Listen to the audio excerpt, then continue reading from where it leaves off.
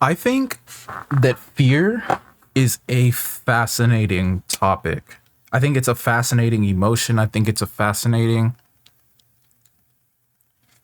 phenomena that we deal with as human beings. And I think one of the most interesting aspects of fear is that there's a lot of, I guess you could call it personal development information about how we should deal with fear and about how we should overcome fear if we want to live a better quality of life, a higher quality of life, a higher degree of like experience in this thing that we call life. And I think that's interesting, especially because I used to be like super into self improvement and personal development. I still like it as a concept, but I'm not an addict with it anymore. So one of the most influential philosophers during that time of my life was Napoleon Hill. So I read the entire volume of The Law of Success, like all the way through twice, got all the notes in there. You know, I've got like all the stuff, bro. I got the Think and Grow Rich workbook. I think Think and Grow Rich is here somewhere.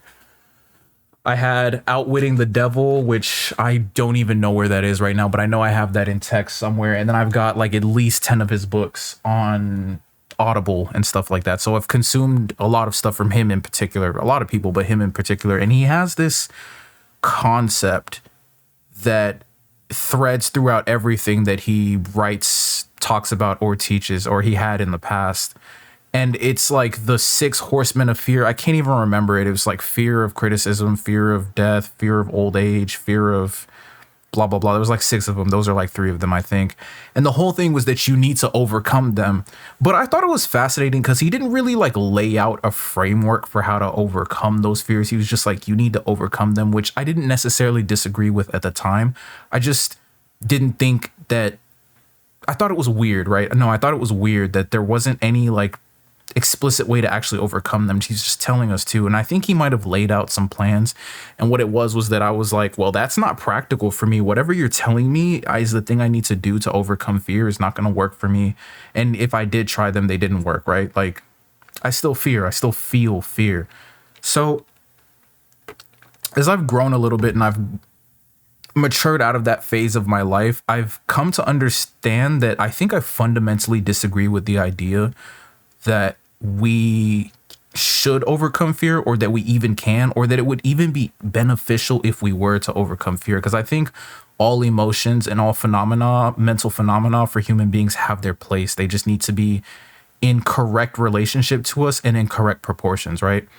So the thing that made me think about this really deeply yesterday was that I was reading X-Men, and I think it's issue, because I'm on issue 146 and it was the issue before, Uncanny X-Men, from like the 1970s, 1980s. And it was issue 145, and Cyclops was fighting this guy named Despair. And the whole thing with Despair is that he takes your fears and he turns them into despair, so that it literally cripples you from the inside out. And then he kills you like physically as well. But like first he destroys you mentally through turning your fears into despair. And Cyclops ends up beating him.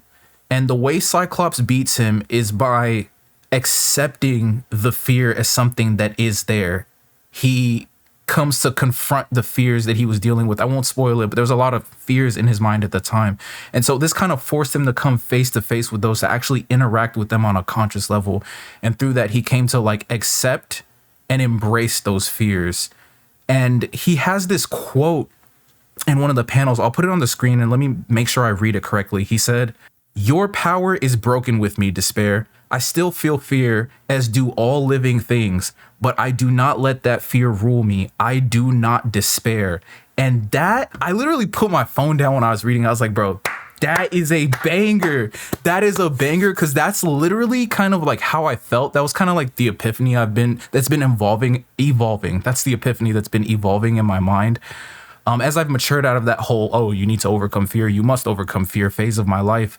And that just put it into words, that turned it into a concept that I could literally grasp in my mind. It's like, we don't need to overcome fear. It wouldn't even be good if we did. It's useful. It's useful as a signal. It's useful as a warning. It's useful as a motivator.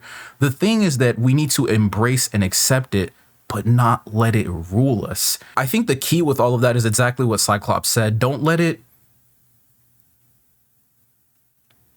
proliferate into something that becomes despair. Meet it head on, accept it head on, embrace it head on, deal with it head on. So what I've learned from that kind of just revelation, which was insane, like X-Men be having subtle and poignant bangers, bro. It's actually really crazy. But what I learned from that is that you don't have to be scared of fear, right? You don't have to fear fear. You only need to learn how to properly transmute it. And in order to transmute it into motivation, in order to transmute it into understanding, revelation, and epiphany, in order to transmute it into something that will be valuable in your life, is to meet it face on, is to embrace it and not hide from it. It kind of goes back to what we were talking about in the video yesterday, where I was like, the stillness of like paying attention to your thoughts in your mind allows you to shine light on it. So basically boredom gives you the opportunity to shine light on your mind, and through seeing your mind very clearly in that light, you can begin to confront things that you otherwise would be running from. So just being able to just sit with that fear, understand it, embrace and accept it, I think is how you end up transmuting it and turning it into something that's useful, instead of this like pointlessly endless battle to overcome fear. It becomes something that you embrace and that you use to your advantage. Similar to all emotions, I think there's a place for all emotions, from the very positive, but that can really consume you, like love and pleasure, to the negative quote unquote emotions like anger or being upset and stuff like that. They all have their place, they all have their uses, and they've all been beneficial to human beings, which is why they exist. It's just like I was saying earlier, we need to have proper relations to them, and they need to be in their proper proportions. But hey, let me know what you think down below. Thank you for watching, and I'll see you in tomorrow's video. Peace.